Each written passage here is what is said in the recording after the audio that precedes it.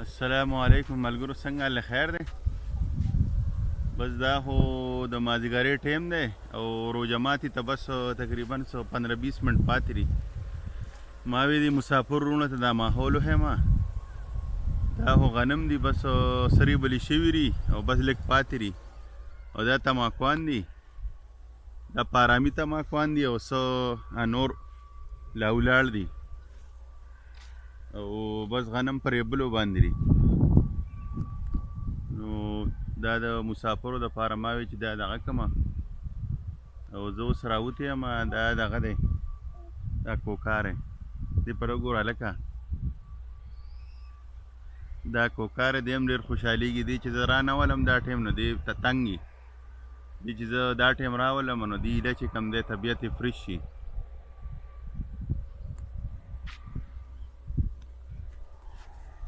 دا ولې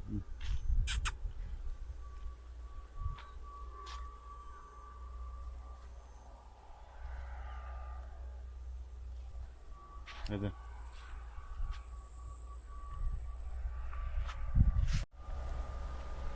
ملګرو، څنګه له خیر دی؟ سعودي عرب کې چې کوم مسافر دي، دوبۍ کې، موږ ته پته راغی دې ټایم کې ډېر په دغه سره وخت تېري. لکه اسیم جیل دی مسافري سعودي عرب، او بیا خو اوس پکې لکه د کرونا ده نوې مسله راغلې ده. نو اجزان به ټول چې کوم دی ډېر دغه دي، پریشان دي. نو بس دا ماحول دی، د مازدیګرۍ ټیم دی او 1 تاریخ دی او روژه ماتي ته تقریبا څه دغه منټ پاتې دي، 15-20 منټ پاتې دي. او غنم یې خو سرې بلې دي او بس لږ چې کوم دی دا پاتې دي. بادام یو څو ورځو کې بادام وریبي. او دا چې کوم دی شوتل دی، شوتل دی. دا پارامي تماکوان دي او دا ملکي دي. او نن موسم هم له خیره ډېر ښکلی دی، وریځ راغلی ده، تاسو ته به ښکاري، ټولو مسافر وروڼو ته به ښکاري. او چې کوم دی ستاسو ته خو به لا ډېر ټیم روژه ماتي ته تقریبا تاسو ته به 2 غنټې پاتې. سعودي عرب کې هم 2 غنټې فرق دی او داسې دوبۍ کې به هم. دلته خو بس اوس تقریبا 10 منټه او پاتې اوس. ما وی دي مسافر وروڼو ته لږ دغه ښیم د پاکستان د موسم چې دی وویني چې لږړی خوشحاله شي. دیم چې کوم دی دا کوکام ډېر خوشحاله دی دې موسم کې. دا وګوره دې پله چې هلکه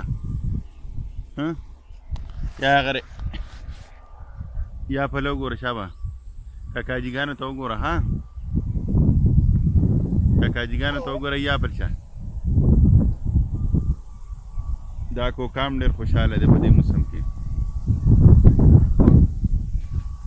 دا چې کوم دی هواګانې ښه ښکلې